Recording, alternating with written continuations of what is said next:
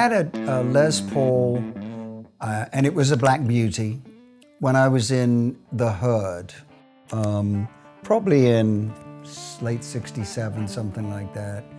It wasn't until Humble Pie that I started first with the Gretsch that's on the wall behind me, because Steve had one too, Marriott. So we had dueling duo jets.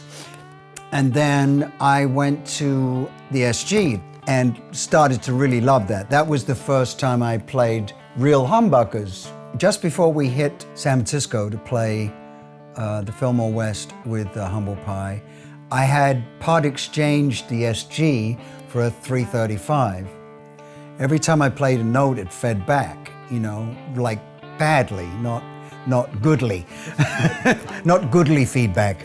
So it was the most frustrating thing, you know. So this guy that we'd known, a fan in the audience afterwards, Mark Mariana is his name, and he said, "Oh, Peter, I couldn't help but notice you were having a little problem there." So I said, "Yeah, you could say so."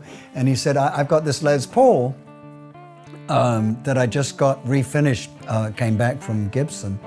And I opened up the case, and it was this, you know, but brand new looking. And, you know, when you open the case and you look at it, you go, wow, that's like the Miracles, 1957, that cover. When he got it, it was a Black Beauty. It was a 1954 Black Beauty. So it was almost exactly the guitar that I didn't like. He fitted it for two and then had them route it, or he routed it for the third pickup.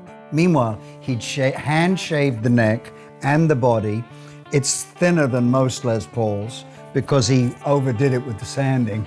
I played the guitar that night, and I don't think my feet touched the ground. I mean, it was just so thrilling that I didn't feed back to start with. And secondly, it felt like I'd played it all my life, you know. So I came off stage after the last show and said to Mark, "I love this guitar, but I don't expect that you'd ever want to sell it." He said, "Nope." I said, "Yeah, that's what I thought." He said, "Nope, I'm going to give it to you." So he gave it to me, Mark Mariana.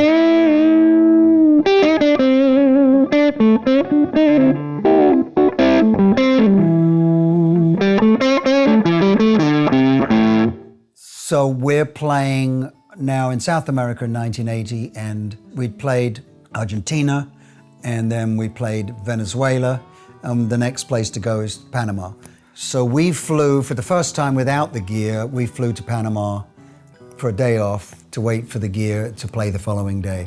They'd loaded the gear into a cargo plane. We don't think it was loaded correctly, unfortunately, and the straps broke or something, because I have to put everything up front. It slipped and the wing touched. So it was not off, it was this far off the ground, you know. And having filled up with fresh new Venezuelan oil, they couldn't get near it for 5 hours. It was like a bomb went off, you know. So we couldn't play the show. And so Noriega's people got nasty. And we had to escape from Panama. And then we go home and I don't have a guitar that I can play or feel I can play, you know, anymore.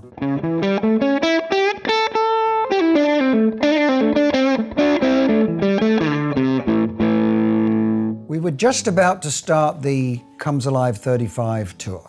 I got an email to info@frampton.com, which is contact Peter. I open up this one email and there's a dozen forensically taken shots of this guitar. Pickups in, pickups out, back off, back on, you know, and every angle you could think of.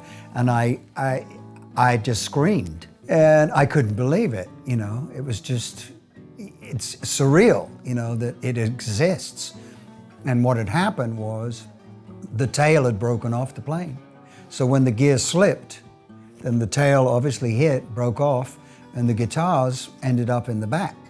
You can see where all this is, the nitro is all melted all around that side there, and down here it was all bubbled, but it stopped right here. And these aren't mine, but this was, it's a little bigger than, because my buckle or whatever. There's a chunk here out of the binding right there is where we think it hit. We were halfway through the FCA 35 tour, and I got it back, and we started Do You Feel, and I just looked around, and everybody was going, in the band was going. I mean, it's exactly the same sound as on the record. And, you know, for all the Comes Alive early stuff, whenever I would pick this up, everyone would go, wow, it sounds exactly, you know. So it's in the hands, but it's not always all in the hands.